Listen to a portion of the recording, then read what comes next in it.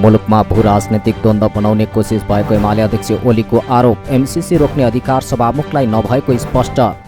नेकपा एमालेका अध्यक्ष केपी शर्मा ओलीले एमसीसी सम्झौता संसदमा पेश हुनुपर्ने बताएका छन्। स्थानीय तह निर्वाचन प्रशिक्षण तथा अभिमुखीकरण कार्यक्रमको शुभारम्भ कार्यक्रमलाई सम्बोधन गर्दै अध्यक्ष ओलीले सभामुख अग्निप्रसाद सापकोटाले अनाधिकृत रूपमा रोकेको आरोप लगाए। एमसीसी विकास परियोजना भएको बताउँदै त्यसलाई भू राजनैतिक द्वन्द्व बनाउने कोसिस गरिएको उनको भनाइ छ।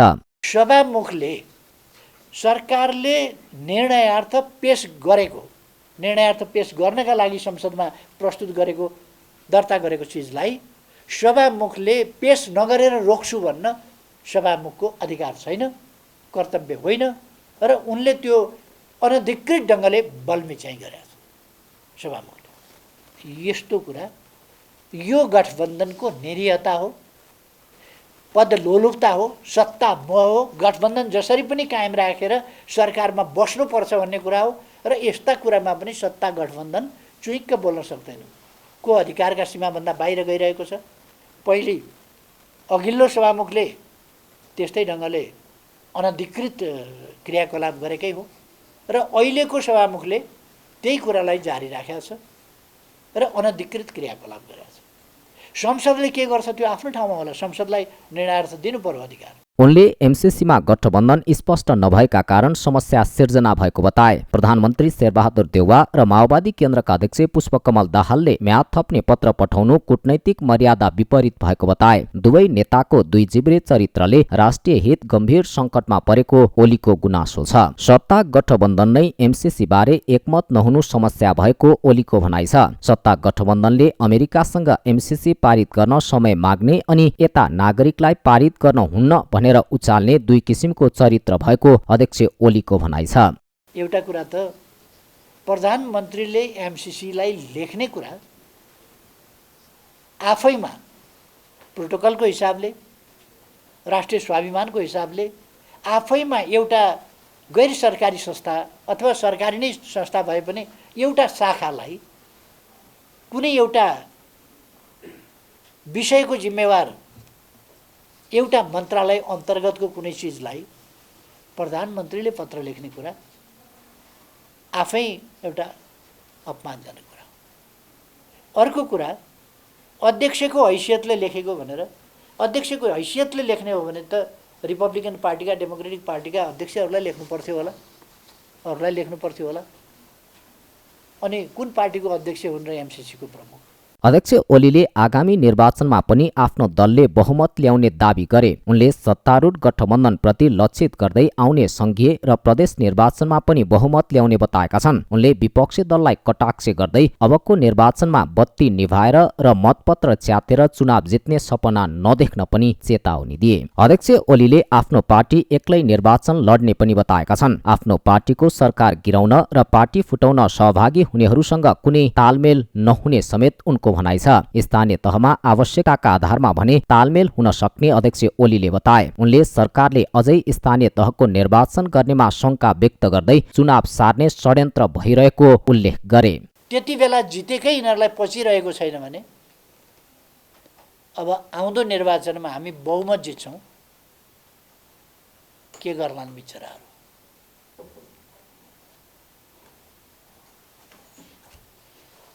म भनिदिन चाहन्छु, भाग्ने उम्किने ठाउँ छ भने खोजे हुन्छ।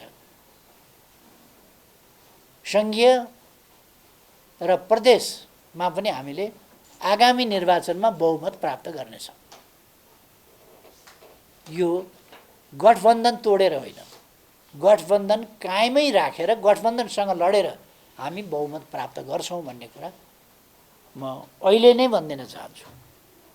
फेरि पनि कुनै उपाय छ भने, तर निर्वाचनबाट हामी कसैलाई भाग्न पनि दिँदैनौँ र निर्वाचनलाई अबका निर्वाचन बत्ती निभाएर जित्ने, मतपत्र च्यातेर जित्ने सपना नदेखे हुन्छ, कल्पना कसैले नगरे हुन्छ, त्यो पनि भनिदिन चाहन्छु।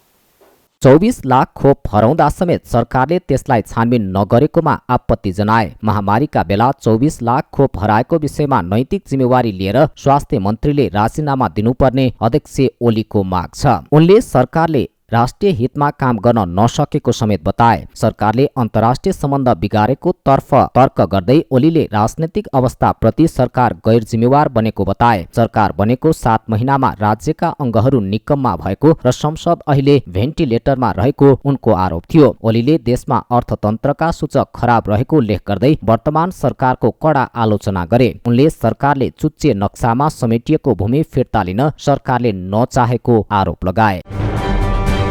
नेकपा एमालेका अध्यक्ष केपी शर्मा ओलीले पुष्पकमल दाहाल र माधव कुमार नेपाललाई कामरेड भन्न नमिल्ने टिप्पणी गरेका छन्। प्रमुख प्रतिपक्ष दल एमालेका अध्यक्ष ओलीले कङ्ग्रेस सभापति शेरबहादुर देउवाको ढोका चाहर्ने सत्तारूढ माओवादी केन्द्रका अध्यक्ष दाहाल र एकीकृत समाजवादीका अध्यक्ष नेपाललाई कामरेड भन्न नमिल्ने तर्क गरेका हुन्। शुक्रबार पार्टी केन्द्रीय कार्यालय थापाथलीमा मोहन विक्रम सिंह नेतृत्वको नेकपा मशालका नेता योगेन्द्र ढकाल र अजिता जेसीलाई पार्टीमा स्वागत गर्दै उनले दाहाल र नेपालप्रति कटाक्ष गर्दै कङ्ग्रेसले हात नदिए हिँड्न नसक्नेहरूलाई वामपन्थी भन्न नमिल्ने बताए। अध्यक्ष ओलीले प्रधानमन्त्री देउवा बाहेक कङ्ग्रेस नेताहरूले चुनावमा गठबन्धन नगर्ने भन्दा पनि दाहाल नेपालले त्यसैलाई निरन्तरता दिने भनिरहेको सुन्दा अचम्म लाग्ने गरेको पनि बताए। नेपाली कङ्ग्रेसको शेरबहादुर देउवा बाहेक प्राय हामी संयुक्त रूपमा चुनावमा जाँदैनौँ, गठबन्धन हुँदैन चुनावमा भनेर कङ्ग्रेसका नेताहरू भन्छन्।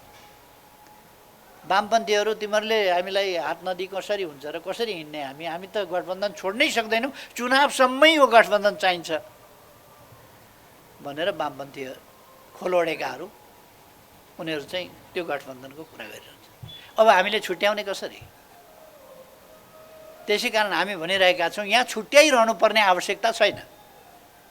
कतिपय मान्छेहरूले भुलचुकले प्रचण्ड कामरेड, माधव कामरेड भन्छन्। के का कामरेड नि?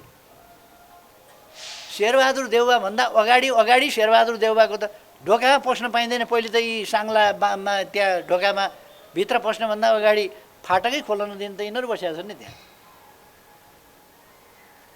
भित्र जाँदा शेरबहादुर के गर्दैछन् त्यो पछि हेरौँला, तर गेटैमा खुट्टा ठोक्न त तिनीहरू बसेका छन्। उक्त अवसरमा ओलीले सही पार्टी छनौट गरेको भन्दै ढकाल र जेसीलाई पार्टीमा स्वागत गरेका छन्। यता ढकालले भने देशभक्त नेता ओली भएकाले आफूहरू पनि ओली नेतृत्वको पार्टीमा बसेर देश र जनताको सेवा गर्न चाहेको बताए। कङ्ग्रेस नेता कोइरालाद्वारा नेतृत्व समक्ष एमसीसी अनुमोदन सहित 5 बुँदे प्रस्ताव बिना भेदभाव पार्टी सञ्चालन गर्न र तालमेल नगर्न आग्रह।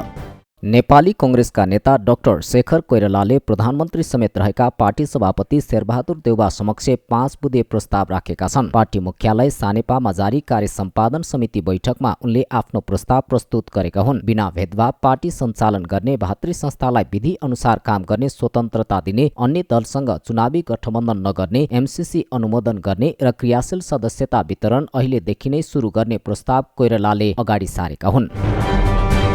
नेपाली कङ्ग्रेसको 13 जिल्लाको जिल्ला कार्य समितिको निर्वाचन 13 फागुनमा हुने भएको छ। कङ्ग्रेस केन्द्रीय निर्वाचन समितिको शुक्रबार सम्पन्न बैठकले फागुन 13 गते निर्वाचन गर्ने निर्णय गरेको हो। यसअघि 15 माघमा तय भएको निर्वाचन कोरोना भाइरसको महामारीका कारण स्थगित भएको थियो। कङ्ग्रेसको केन्द्रीय महाधिवेशन सम्पन्न भइसके पनि आन्तरिक विवादका कारण 16 जिल्लामा निर्वाचन हुन सकेको थिएन। कङ्ग्रेसले सप्तरी, सिराहा, धनुषा, महोत्तरी, सर्लाही, रौतहट, बारा, पर्सा, सिन्धुली, मकवानपुर, सिन्धुपाल्चोक, चितवन, नवलपुर, बाँके, कैलाली र अछाममा निर्वाचन तोकेको हो। त्यस्तै निर्वाचन समितिको बैठकले जिल्ला अधिवेशन भइसकेका तर वडा, स्थानीय तह, निर्वाचन क्षेत्रको अधिवेशन हुन बाँकी रहेका तहमा पनि 10 फागुनभित्र अधिवेशन सक्नुपर्ने निर्णय गरेको छ। त्यसका लागि जिल्ला कार्य समितिलाई अधिकार प्रत्यायोजन गरेको छ। कोरोना नियन्त्रणका लागि 6 महिनामा झन्डै 10 अर्ब खर्च, 24 लाख खोप नहराएको स्वास्थ्य मन्त्री खतिवडाको दाबी। स्वास्थ्य तथा जनसङ्ख्या मन्त्री विरोध खतिवडाले आफ्नो कार्य प्रगति विवरण सार्वजनिक गरेका छन्। मन्त्रालयमा पत्रकार सम्मेलन गर्दै उनले आफूले मन्त्रालयको कार्यभार सम्हालेपछि मन्त्रालयले गरेको कार्य प्रगति विवरण सार्वजनिक गरेका हुन्। मन्त्री खतिवडाले कोभिड खोप सम्बन्धी मन्त्रालयका नयाँ नीतिगत र स्वास्थ्य सेवा तथा स्वास्थ्य संस्था विस्तार सम्बन्धी विषयमा भएका कामलाई प्रगति विवरणमा समावेश गरेका छन्। मन्त्री खतिवडाले आफ्नो कार्यकालमा 12 देखि 17 वर्ष उमेर समूहका करिब 34 लाख बालबालिकालाई महिलालाई खोप दिने कार्य सुरु गरिएको जानकारी दिए। विगतमा जोखिममा रहेका गर्भवती महिलाहरूलाई मात्र खोप दिएकोमा हाल सबै गर्भवती महिलालाई पहिलो त्रैमासिकपछि खोप दिने नीति अपनाइएको पनि उनले स्पष्ट पारे। उनले 5 देखि 11 वर्ष उमेर समूहका बालबालिकालाई समेत कोभिड-19 विरुद्धको खोप प्रदान गर्न खोपको उपलब्धता सुनिश्चितता भइसकेको बताए। ठूला अस्पतालहरूमा र जनघनत्व बढी भएका शहरका विभिन्न सार्वजनिक स्थानहरूमा खोप केन्द्र निर्धारण गरी दैनिक रूपमा खोप प्रदान भइरहेको तथा दैनिक आवत जावत गर्ने स्थान जस्तै बस पार्क, काठमाडौँ उपत्यकाका मुख्य प्रवेश नाकाहरूमा यात्रुहरूलाई लक्षित गरी दैनिक खोप सेवा प्रदान गरिएको मन्त्री खतिवडाले जानकारी दिए। सार्वजनिक सेवा प्राप्तिको लागि कोभिड-19 विरुद्धको खोप अनिवार्य रूपमा लिनुपर्ने कानूनी प्रावधान लागू गरिएको साथै खोप लगाएको क्युआर कोड सहितको प्रमाणपत्र स्थानीय तहबाट उपलब्ध गराउन सुरु गरिएको उनले बताए। 65 वर्षभन्दा माथि उमेर समूह, दीर्घ रोगी एवं फ्रन्टलाइनर्स लक्षित गरी बुस्टर डोज भ्याक्सिन प्रदान गरिँदै आएकोमा मिति 78 माघ 27 गतेको हाम्रो खोप सल्लाहकार समितिको निर्णय अनुसार 18 वर्ष उमेर पुगेका सबै बुस्टर डोज लाउन योग्य भएका अर्थात् 6 महिना नागेका, दोस्रो खोप लिएको 6 महिना नागेका सबैलाई नै बुस्टर डोज दिनेको निर्णय गरेकोमा यहाँलाई चाहिँ नि म के अवगत गराउन चाहन्छु भने फागुन 1 गतेदेखि 18 वर्ष उमेर नागेका 6 महिना खोप लगाएको नागेकाहरूले बुस्टर डोज सबैले लगाउन सक्नुहुन्छ। खालि सुरुवातमा मात्रै हामीले फ्रन्टलाइनर र रोगी र वृद्धबाट सुरु गरेका थियौँ भने अब 1 गतेबाट यहाँहरूले विभिन्न खोप केन्द्रमा गएर दोस्रो खोप कार्ड लगाएको देखाएर सबै लाभग्राहीले लिन सक्नुहुनेछ। 18 माथिका 5-11 वर्ष उमेर समूहको बालबालिकालाई समेत कोभिड-19 विरुद्धको खोप प्रदान गर्न खोपको उपलब्धताको लागि पत्राचार भइसकेको छ, सुनिश्चितता भइसकेको छ। हालसम्म 4,65,70,720 खोप प्राप्त भइसकेको र 3,48,25,601 मात्रा खोप लगाइसकिएको उनले उल्लेख गरे। कोभिड-19 परीक्षणको मूल्य निजी अस्पताल प्रयोगशालामा 2,000 रुपियाँबाट घटाएर 1,500 रुपियाँ र सरकारी अस्पतालमा 1,000 रुपियाँबाट घटाएर 800 रुपियाँमा कायम गरिएको पनि मन्त्री खतिवडाले जानकारी दिए। कोभिड-19 युनिफाइड अस्पताल वीर अस्पतालमा 2400 घण्टा 1133 सेवा मार्फत परामर्श सेवा प्रदान गर्न सुरु गरिएको भारतसँग सिमाना जोडिएका प्रवेश बिन्दुहरूमा स्थापित हेल्थ डेस्कको क्षमता वृद्धि गरी दैनिक नेपाल प्रवेश गर्ने यात्रुहरूमध्ये 90% को स्क्रिनिङ भइरहेको तथा स्क्रिनिङ भएका मध्ये 87% भन्दा धेरैको कोभिड-19 परीक्षण भइरहेको उनले जानकारी दिए। त्यस्तै कपिलवस्तुमा फैलिएको हैजाको प्रकोपलाई समयमै नियन्त्रण गरी हैजा विरुद्धको खोप अभियान सञ्चालन गरिएको उनको भनाइ छ। 2078 अघिसम्म लक्षित जनसङ्ख्याको 1/3लाई पूर्ण खोप लगाउने लक्ष्य हासिल गरिएको छ। 2078 माघ 27 गतेसम्म 12 वर्षभन्दा माथिको लक्षित जनसङ्ख्याको 77%लाई पहिलो मात्रा र 69लाई पूर्ण खोप प्रदान गरिएको छ। 12 वर्ष माथिका सबै उमेर समूहको सुरुमा हामीले 18 माथिकोलाई लक्षित समूह भनेर भनेका थियौँ।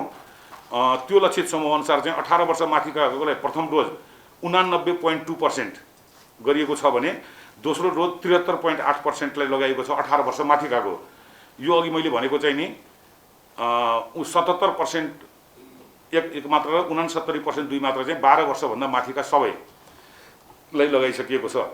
79 वैशाख मसान्तसम्म लक्षित जनसङ्ख्या सबैलाई कोभिड-19 विरुद्धको पूर्ण खोप प्रदान गर्ने लक्ष्य निर्धारण गरिएको र त्यसको लागि आवश्यक पर्ने खोपको मौजात सुनिश्चित गरिसकेको छ। हाल खोप लगाउने दरलाई हेर्दा यो लक्ष्य तोकिएको मितिभन्दा अगावै प्राप्त हुने अवस्था देखिएको छ।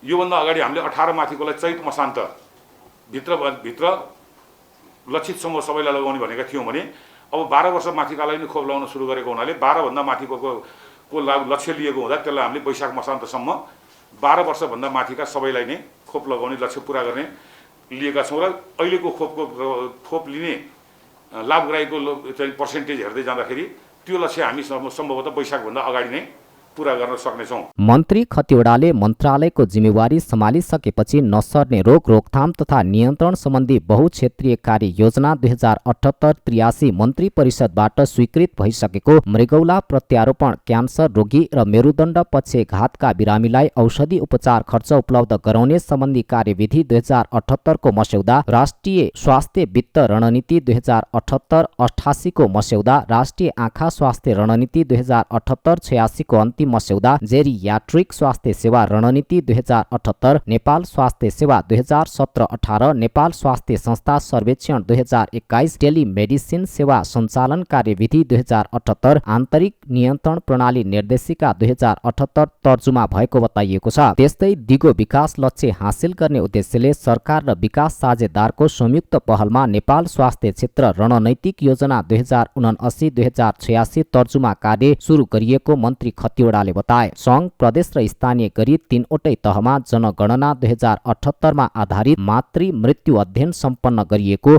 कोभिड-19 संक्रमित बालबालिकाहरूको उपचार सम्बन्धी मापदण्ड, आकस्मिक स्वास्थ्य सेवा, आधारभूत स्वास्थ्य सेवा, मानसिक स्वास्थ्य, आँखा, नाक, कान, घाँटी, मुख स्वास्थ्यको लागि स्तरीय उपचार पद्धति, स्तरीय उपचार मापदण्ड जारी गरिएको जानकारी गराइएको छ। रेबिज विरुद्धको इम्युनोग्लोबुलिन शुक्रराज ट्रपिकल तथा स्वास्थ्य रोग अस्पताल टेकुबाट मात्र वितरण गरिँदै आएकोमा हाल 7वटै प्रदेशका एक-एकवटा अस्पतालबाट निशुल्क उपलब्ध हुने व्यवस्था गरिएको र नेपालको मध्य भागमा ज्येष्ठ नागरिक अस्पताल स्थापना गर्ने उद्देश्यले समिति गठन गरी सम्भाव्यता अध्ययन गर्ने कार्य भइरहेको स्वास्थ्य तथा जनसङ्ख्या मन्त्री विरोध खतिवडाले बताए। नसर्ने रोग रोकथाम तथा नियन्त्रण सम्बन्धी बहुक्षेत्रीय कार्ययोजना 78-83 मन्त्री परिषदबाट स्वीकृत भइसकेको, मृगौला प्रत्यारोपण, क्यान्सर रोगी र मेरुदण्ड पक्षघातका बिरामीहरूलाई औषधि उपचार खर्च उपलब्ध गराउने सम्बन्धी कार्यनीति 2078 को मस्यौदा, राष्ट्रिय स्वास्थ्य वित्त रणनीति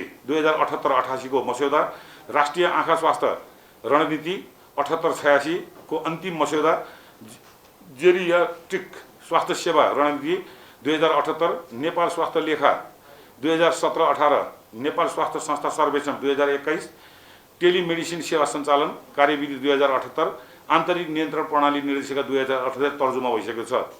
दिगो विकास लक्ष्य हासिल गर्ने उद्देश्यले सरकार र विकास साझेदारहरूको संयुक्त पहलमा नेपाल स्वास्थ्य क्षेत्रमा रणनीतिक योजना 2079-86 तर्जुमा कार्य सुरु गरिएको छ। आगामी 2 महिनामा लागत अनुमान सहितको मस्यौदा तयार हुनेछ। यसबीचमा 2200 आधारभूत स्वास्थ्य सेवा केन्द्रको भवन निर्माण कार्य सम्पन्न भएको जर्मन विकास बैंकको सहयोगमा जेरी, रामेछाप र गोर्खामा सुविधा सम्पन्न अस्पताल भवन निर्माण कार्य सम्पन्न भई हस्तान्तरण भइसकेको र 5 देखि 10 तथा 15 बेडका 226 वटा आधारभूत अस्पतालको टेन्डर प्रक्रिया भई कार्य प्रारम्भ भएको मन्त्री खतिवडाले जानकारी दिए। कोरोना भाइरस विरुद्धको 2 डोज खोप लगाएर 6 महिना पुगेका 18 वर्ष माथिका सबै नागरिकलाई सरकारले बुस्टर डोज खोप दिने भएको छ। स्वास्थ्य मन्त्रालयमा आयोजित पत्रकार सम्मेलनमा स्वास्थ्य मन्त्री विरोध खतिवडाले फागुन 1 गतेदेखि सबै नागरिकलाई बुस्टर डोज खोप दिने निर्णय भएको जानकारी दिए। 18 वर्ष उमेर पुगेका सबै बुस्टर डोज लाउन योग्य भएका, अर्थात् 6 महिना नागेका, दोस्रो खोप लिएको 6 महिना नागेका सबैलाई नै बुस्टर डोज दिनेको निर्णय गरेकोमा यहाँलाई चाहिँ नि म के अवगत गराउन चाहन्छु भने फागुन 1 गतेदेखि 18 वर्ष उमेर नआएका 6 महिना खोप लगाएको नागरिकहरूले बुस्टर डोज सबैले लगाउन सक्नुहुन्छ। खालि सुरुवातमा मात्रै हामीले फ्रन्टलाइनर र रोगी र वृद्धबाट सुरु गरेका थियौँ भने अब 1 गतेबाट यहाँहरूले विभिन्न खोप केन्द्रमा गएर दोस्रो खोप कार्ड लगाएको देखाएर सबै लाभग्राहीले लिन सक्नुहुनेछ।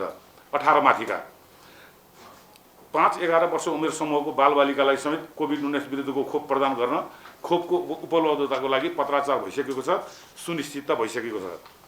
यसअघि बिहिबार स्वास्थ्य तथा जनसङ्ख्या मन्त्रालयले कोरोना विरुद्धको 2 डोज खोप लगाएको 6 महिना पूरा भएका 18 वर्ष माथिका सबै नागरिकलाई बुस्टर डोज दिने निर्णय भएको सूचना सार्वजनिक गरेको थियो। बुस्टरको रूपमा कोभिसिल्ड, अस्ट्राजेनेका, मोडर्ना वा फाइजर खोप दिने निर्णय भएको मन्त्रालयले जनाएको छ। मन्त्रालयले 77 जिल्लाकै स्वास्थ्य कार्यालयहरूलाई पत्राचार गर्दै कोरोना विरुद्धको खोपको पहिलो श्रृङ्खला लगाएको 6 महिना पूरा भएका 18 वर्ष वा सोभन्दा माथिका सबैलाई खोप उपलब्धताको आधारमा कोभिसिल्ड, अस्ट्राजेनेका, मोडर्ना वा फाइजर खोप बुस्टर डोज प्रदान गर्न भनेको छ। मन्त्रालयले बुस्टर डोज खोप दिँदा अग्रपङ्क्तिमा खटिनेहरू, 60 वर्ष माथिका ज्येष्ठ नागरिक, दीर्घरोगी, गर्भवती र सामाजिक जनसाङ्ख्यिक रूपमा पछाडि पारिएका व्यक्तिहरूलाई प्राथमिकता दिन पनि भनेको छ। मन्त्रालयले कोरोना संक्रमण भएका व्यक्तिहरूलाई संक्रमण मुक्त भएको 1 महिनापछि कोरोना भाइरस विरुद्धको खोप र बुस्टर डोज दिन मिल्ने उल्लेख गरेको छ।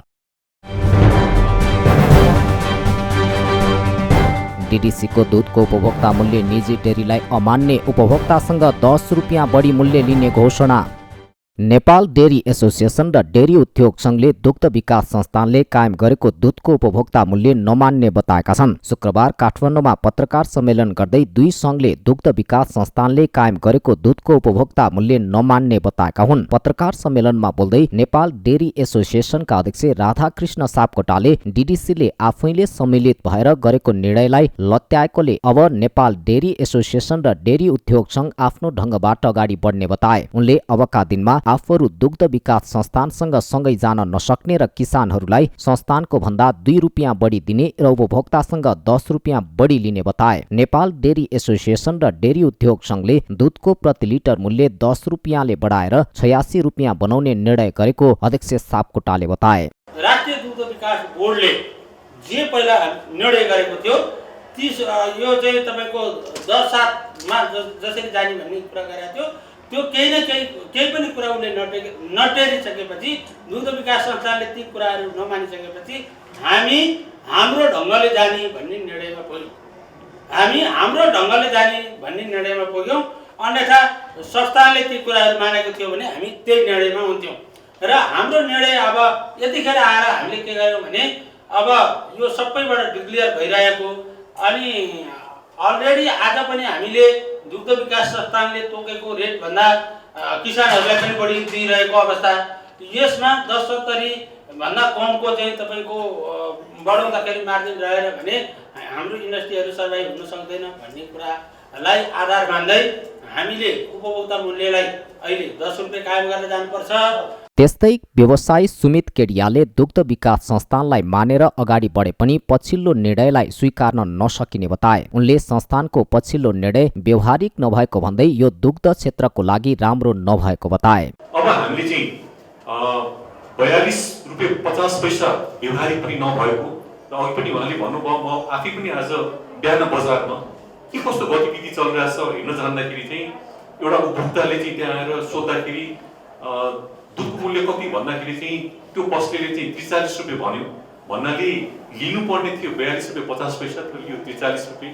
आखिर त्यो पैसा चाहिँ हामीले केही हदसम्म पनि हामी किसानलाई दिन सक्यो भने यो राम्रो हुन्छ भन्ने एउटा अभिप्रायले चाहिँ हामी यो गर्न गइरहेछौँ। त्यही चाहिँ अब पत्रकार महानुभावहरूले यो दुध क्षेत्रलाई चाहिँ साह्रै नजिकसँग हेर्नुभएको, माया गर्नुभएको, त्यही चाहिँ हाम्रो पीडालाई, हाम्रो व्यथालाई पक्कै पनि यहाँले चाहिँ मनन गरेर चाहिँ यो बाध्यकारी अवस्थालाई चाहिँ हामी किन गर्न गइरहेछौँ भन्ने कुराको पनि यहाँले मनन गरिदिनु हुनेछ भन्ने पनि यहाँ मैले निवेदन गर्न चाहन्छु। त्यस्तै अर्का व्यवसायी अरनिको राज भण्डारीले दुग्ध विकास संस्थानको निर्णयले अव्यवहारिक भएको र त्यसकै कारण किसानहरू फस्टाउन नसकेको बताए। उनले अब निजी क्षेत्रले यसको नेतृत्व गरेर अगाडि बढ्ने र किसानहरूलाई उचित मूल्य दिने बताए। यो दुग्ध विकास संस्थान आज दुग्ध विकास संस्थान जस्तो भएको यस्तै अव्यवहारिक निर्णय गर्नाले हो।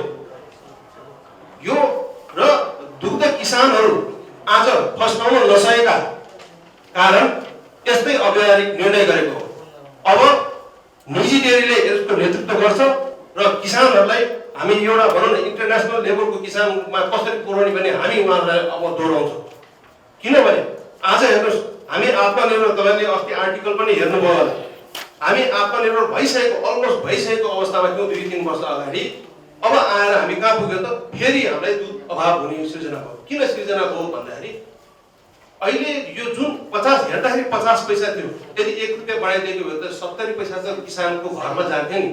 दुग्ध विकास संस्थानले केही दिन अघि मात्र कच्चा दुधको मूल्यमा 9 रुपियाँ वृद्धि गरी लागू गरेको थियो। तर नेपाल डेरी एसोसिएसन र डेरी उद्योग संघले भने आगामी फागुन 1 गतेदेखि लागू हुने गरी कच्चा दुधको न्यूनतम मूल्य 53 रुपियाँ 45 पैसाबाट वृद्धि गरी 62 रुपियाँ कायम गरेको छ भने दूरीको अन्तरको आधारमा अन्तिम क्षेत्र र जिल्लाको मूल्य निर्धारण गर्ने बताएको छ। रुख कटान विवादले प्रमुख राजमार्ग विस्तारमा सकस, सरकारको नीतिले सडक विस्तार अस्तव्यस्त भएको मन्त्री यादवको निष्कर्ष। नारायणघाट बुटोल सडक खण्डमा डिपिआरमा उल्लेख गरिएको भन्दा बढी रुखहरू काटिएकाले बढी रुख काट्न गलत आंकडा पेश गर्ने र काट्न स्वीकृति दिनेमाथि छानबिन गर्न संसदीय समितिले निर्देशन दिएको छ। प्रतिनिधि सभा अन्तर्गतको विकास तथा प्रतिनिधि समितिको शुक्रबारको बैठकले नारायणघाट बुटोल सडक खण्डका दुवै प्याकेजमा डिपिआरमा उल्लेख गरिए भन्दा बढी रुख काट्नेहरूमाथि छानबिन गरी प्रतिवेदन पेश गर्न भौतिक पूर्वाधार तथा यातायात मन्त्रालयलाई निर्देशन दिएको हो। आयोजनाको काम नै प्रभावित हुने गरी गलत आंकडा पेश गरिएको समितिको ठहर छ।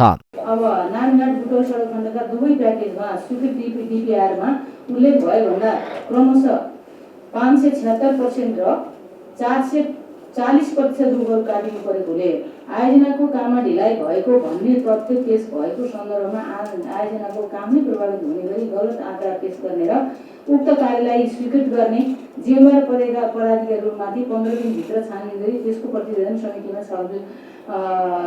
समितिमा उपलब्ध गराउन नेपाल सरकार भौतिक पूर्वाधार तथा यातायात मन्त्रालयले निर्देशन गर्दछ। त्यसैगरी बैठकले छिमेकी राष्ट्रहरूबाट नेपाल प्रवेश गर्ने ठूला मालवाहक सवारी साधनले निर्धारित मापदण्ड र सडकको क्षमताभन्दा बढी मालवस्तु बोके नबोकेको सम्बन्धमा प्रवेश नाकामै परीक्षण गर्नको लागि नीतिगत व्यवस्था मिलाउन पनि सरकारलाई निर्देशन दिएको छ। छिमेकी राष्ट्रबाट नेपाल प्रवेश गर्ने ठूला मालवाहक सवारी साधनहरूले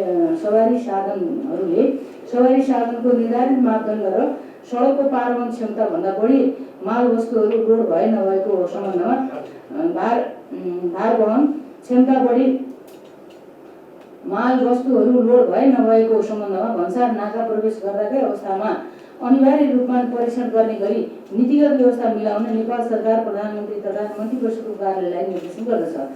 साथै यस्तो नीतिगत व्यवस्थाका लागि आवश्यक समन्वयको पहल गर्न भौतिक पूर्वाधार तथा यातायात मन्त्रालयले निर्देशन गर्दछ। बैठकले राष्ट्रिय गौरवका आयोजनालाई निर्धारित समयमा काम सम्पन्न गर्नको लागि भुक्तानी समस्या देखिएकाले भुक्तानी समस्या समाधान हुने गरी बजेट व्यवस्थापन गर्न सरकारलाई निर्देशन दिएको छ। निर्माण सामग्रीहरूको सहज उपलब्धता हुने व्यवस्था मिलाउन पनि समितिको निर्देशन छ। देशको दूरगामी महत्त्व राख्ने राष्ट्रिय गौरवका आयोजना तथा राष्ट्रिय स्तरका आयोजनाहरूको निर्धारित समयमा सम्पन्न गर्न आयोजनाको काममा समयमा भुक्तानी नहुने समस्या देखिएको कारण आयोजनाको काम नै प्रभावित भइरहेको देखिएकोले यस्ता आयोजनाहरूमा भुक्तानीको अभाव समस्या अन्त्य हुने गरी बजेट व्यवस्थापन गर्न र निर्माण सामग्री सहज उपलब्ध हुने आवश्यक व्यवस्था मिलाउन समिति नेपाल सरकार प्रधानमन्त्री तथा मन्त्रीपरिषदको कार्यालय तथा अन्य अर्थ मन्त्रालय भौतिक तथा यातायात मन्त्रालय राष्ट्रिय योजना आयोगलाई निर्देशन गर्दछ। समितिले स्थलगत अध्ययन अवलोकन भ्रमण भई तयार पारिएको नारायणघाट बुटोल सडक खण्डको स्थलगत अध्ययन अवलोकन भ्रमण प्रतिवेदन 2078 र मदन भण्डारी लोकमार्गको स्थलगत अध्ययन भ्रमण प्रतिवेदन 2078लाई पारित गर्दै प्रतिवेदनले निर्देशित गरेका विषयमा कार्यान्वयनका लागि सो प्रतिवेदन सरकारका सरोकारवाला मन्त्रालय तथा निकायहरूमा पठाउने निर्णय समेत गरेको छ। प्रतिनिधि सभा सदस्य यज्ञराज सुनुवारले विकास निर्माणको कामलाई समयमै सम्पन्न गर्नको लागि अर्थ मन्त्रालयमा समन्वय संयन्त्र निर्माण गर्नुपर्ने बताएका छन्। शुक्रबार प्रतिनिधि सभा अन्तर्गतको विकास तथा प्रविधि समितिको बैठकमा बोल्दै प्रतिनिधि सभा सदस्य सुनुवारले राष्ट्रिय गौरवको आयोजनाहरूमा आर्थिक अभाव हुन दिन नहुने बताए। राष्ट्रिय गौरवका आयोजनाका साथसाथै निर्माणको अन्तिम चरणमा पुगेका सडकहरूलाई निर्माण सम्पन्न गर्नको लागि अर्थ मन्त्रालयमा समन्वय संयन्त्र निर्माण गर्नुपर्ने उनले बताए। साना साना कमी कमजोरीका कारण निर्माण सम्पन्न हुन लागेका सडक निर्माणमा ढिलाइ हुन नदिन सम्बन्धित मन्त्रालयले ध्यान पुर्याउनु पर्ने उनको भनाइ छ। राष्ट्रिय गौरवका आयोजनाहरू जे भनेर भनेको छ बजेट अभाव हुँदैन, अब गतिमा कामहरू अगाडि बढाइदिन्छ भन्ने कुराहरू चाहिँ उठेका छन्। अन्तर मन्त्रालय एउटा चाहिँ समन्वय मतलब निर्माण संयन्त्र निर्माण गरेर हुन्छ वा के गरेर हुन्छ, जे होस् प्रतिफल दिन तहमा पुगेका सडकहरू सामान्य कमजोरीका कारण ढिला नहोस् भन्नेतर्फ मन्त्रालय ध्यान दिनुपर्दछ भन्ने कुरा म राख्न चाहन्छु। प्रतिनिधि सभा सदस्य बहादुर सिंह लामाले ठूला आयोजनाहरूलाई निर्माणका क्रममा आर्थिक लगायतका समस्या हुन नदिनको लागि मास्टर प्लान बनाउँदा नै विचार पुर्याउनु पर्ने बताए। सम्भावित समस्या तथा अवरोधहरूको अध्ययन गरेर मात्र टेन्डर आह्वान गर्न सके पछि समस्या नपर्ने उनको भनाइ छ। अब मुख्य कुरा चाहिँ के छ भन्दाखेरि राजमार्गहरू बनाउँदाखेरि पहिला मास्टर प्लान हुनुपर्छ। हाम्रो देशमा मास्टर प्लान बनेको देख्दिनँ र पटक अघि पनि मैले एलिमेन्टहरू चेन्ज गरिरहेको र यसमा अवरोध भएको यो वास्तवमा मास्टर प्लान बनाइसकेपछि ठुला योजना सानालाई त गर्न सकेन, तर ठुला योजना त पक्का रूपमा चाहिँ बनाउन सक्नु पऱ्यो नि। हामीले ठुला योजना बजेटको चाहिँ व्यवस्थित सुनिश्चित त गरे हुन्छ र कहिले पनि के अरे अघि नै 3 महिना 4 महिना चाहिँ के अरे पेमेन्टको चाहिँ अभाव भएको छ भने यो अभाव कसरी हुन्छ? र यसरी चाहिँ विकास निर्माणको काममा हामीलाई छिटो विकास पनि चाहेको छ र यस्तो चाहिँ मोडेलमा गयो भने हामी गर्न सक्दैनौँ। उनले नेपालमा राजमार्गहरू बनाउँदा मास्टर प्लान नबनाउने गरेकाले समस्या देखा पर्ने गरेको बताए। गभर्नरको दबावपछि वाणिज्य र विकास बैंकले निक्षेपको ब्याज दर बढाए। बढेको ब्याज दर फागुन 1 देखि कार्यान्वयनमा। फागुनदेखि निक्षेपको ब्याज दर वृद्धि हुने भएको छ। नेपाल बैंकर्स संघको कार्य समितिको बैठकले फागुनदेखि नयाँ ब्याज दर लागू गर्न लागेको हो। बैंकर्स संघको शुक्रबार बसेको बैठकले व्यक्तिगत मुद्दतीतर्फ 11.03%, संस्थागततर्फ 10.3% नयाँ ब्याज दर कायम गर्न लागेको हो। बचत खातामा 5% र कलमा 3.015% पुर्याउने निर्णय संघले गरेको छ। सोही निर्णय अनुसार बैंकहरूलाई आगामी महिनादेखि नयाँ ब्याज दर लागू गर्न निर्देशन दिएको छ। राष्ट्र बैंकका गभर्नर महाप्रसाद अधिकारीले वाणिज्य बैंकहरूलाई ब्याज दर बढाउन भनेपछि विकास बैंकहरूले पनि बढाउने निर्णय गरेका हुन्। वाणिज्य बैंकहरूले फागुन 1 गतेदेखि लागू हुने गरी ब्याज दर बढाएपछि विकास बैंकहरूले पनि बढाएका छन्। बैंकर्स संघको सहमतिपछि विकास बैंक संघको बैठक बसेर पनि ब्याज बढाउने सहमति गरेका हुन्। उनीहरूले क्षेत्रीय स्तरका विकास बैंकहरूको 11.65% र राष्ट्रिय स्तरका विकास बैंकहरूको 11.55% पुर्याउने निर्णय गरेका छन्। यसअघि विकास बैंकहरूको ब्याज दर 10.35% थियो। फाइनान्स कम्पनी संघले पनि ब्याज बढाउने भएका छन्। उनीहरू बीच छलफल भइरहेको छ। अहिले 10.65% छ। विकास बैंक र फाइनान्स कम्पनीले पनि रेमिट खातामा 1% बिन्दु बढी ब्याज दिन पाउँछन्। त्यसो हुँदा विकास बैंकमा रेमिट खाता खोलेमा 12.65% सम्म ब्याज पाइनेछ। ब्याज दर दोहोरो अङ्कमा नजाओस् भनेर 3 महिनापछि बढाउन रोकेका राष्ट्र बैंकका गभर्नर महाप्रसाद अधिकारीले अहिले बढाउन दबाब दिएका हुन्। गभर्नरले ब्याज बढाउन लगाएपछि अब बैंकहरूको आधार दर बढेर जानेछ। पछिल्ला दिन बढाएको ब्याजका कारण आधार दर 6 महिनामै 1.76% बिन्दु बढेर 8.42% पुगिसकेको छ। मुद्दती निक्षेपहरू नवीकरण हुँदै जाँदा यो अझै बढ्नेवाला थियो। अहिले राष्ट्र बैंकले बचतको ब्याज समेत प्रभावित हुने गरी ब्याज बढाउन लगाएपछि आधार दर अर्को 1.5%ले बढेर 10% पुग्ने बैंकहरूको अनुमान छ। काठमाडौँ महानगरपालिकाले त्रिपुरेश्वर बस बिसौनीसँगै आधुनिक शौचालय सञ्चालनमा ल्याएको छ। शुक्रबार एक कार्यक्रमका बीच महानगरका प्रमुख विद्यासुन्दर साक्यले आधुनिक शौचालय उद्घाटन गरेका हुन्। एरोसानसँगको सहकार्यमा निर्माण गरिएको शौचालय 5 स्क्वायर फिटमा निर्माण भएको छ भने यसको लम्बाइ 28 फिट र चौडाइ 12 फिट रहेको छ। महिला र पुरुष दुवैले प्रयोग गर्न मिल्ने यस शौचालयमा पुरुष युरिन 4 वटा क्युबिकल, 2 वटा, महिलाका लागि 2 वटा एउटा समावेशी स्थान बनाइएको छ। उद्घाटन कार्यक्रममा प्रमुख साक्यले काठमाडौँ महानगरपालिकाको प्राथमिकता दिगो विकासका लागि वातावरण मैत्री पूर्वाधार निर्माण र प्रविधियुक्त शहरी सेवा सुविधा वितरण रहेको बताए। यो शौचालयबाट दुर्गन्ध नआउने र महिला, बालबालिका, अपाङ्गता भएका व्यक्ति, ज्येष्ठ नागरिक सबैका लागि प्रयोग मैत्री भएको प्रमुख साक्यले बताए। चाहिन्छ पनि भन्ने तर हामी कहाँ होइन अन्त भन्ने त्यस्तो अप्ठ्यारोको बिचमा पनि वडा अध्यक्ष मार्फत वडा सदस्यहरूले एउटा आह्वान गर्नु पर्यो, एउटा परीक्षणको रूपमा यसलाई अगाडि बढाउने कोसिस गर्नु पर्यो। त्यसकारण वडा अध्यक्ष मार्फत वडाका जनप्रतिनिधि र कर्मचारीलाई धेरै धेरै धन्यवाद दिन चाहन्छु। त्यस सँगसँगै यहाँका स्थानीय दाजुभाइ दिदीबहिनीलाई धेरै धन्यवाद दिन चाहन्छु। हिजो एउटा जुन कन्सेप्ट हाम्रो थियो शौचालय, सार्वजनिक शौचालय पनि चाहिन्छ तर मेरो घर अगाडि होइन अन्त भन्ने किसिमको, तारा होस्, कसै गन्ध नआउने ठाउँमा होस् भन्ने किसिमको, आज यो एउटा परीक्षण बस्तीको घना बस्तीको बिचमा बस स्टपको बिचमा हामीले बनाउनेछौँ। यसको उपयोगिताले अन्य वडाहरूलाई पनि यसलाई प्रोत्साहित गर्नेछ, अन्य ठाउँ पनि अब माग आउनेछ। हिजो चाहिँ लखेट्नुपर्छ, हामी कहाँ आयो राख्न दिनु भन्ने के सोचलाई अब यहाँ बस्तीको बिचमै बनाउनुपर्छ है, बस स्टप भएकै ठाउँमा बनाउनुपर्छ, जहाँ गरिब मान्छेहरू आवत जावत त्यहाँ बनाउनुपर्छ भन्ने किसिमको यो अहिलेको हिजोको सोचमा परिवर्तन ल्याउने मैले विश्वास गरेका छौँ। नवनिर्मित शौचालयमा आकाशे पानी सङ्कलन, प्रशोधन र प्रयोग गर्न मिल्ने प्रविधि जडान भएको छ। यसमा स्वचालित प्रविधिमा आधारित फोहोर व्यवस्थापन प्रणाली पनि जडान गरिएको छ। त्यस्तै यस शौचालयमा महिलालाई प्याड लिन मिल्ने र प्रयोग गरिएको प्याड व्यवस्थापन गर्ने डिस्पोजल मेसिन, स्वचालित प्रविधिबाट पानी र झोल साबुन आउने प्रविधि, हात सुकाउने मेसिन, ह्यान्ड ड्रायर जस्ता सुविधा जडान गरिएको छ। र ए डिभिजन लिग फुटबलमा फ्रेन्ड्सको शानदार जित, ब्रिगेड बोइज 5-2 गोल अन्तरले पराजित।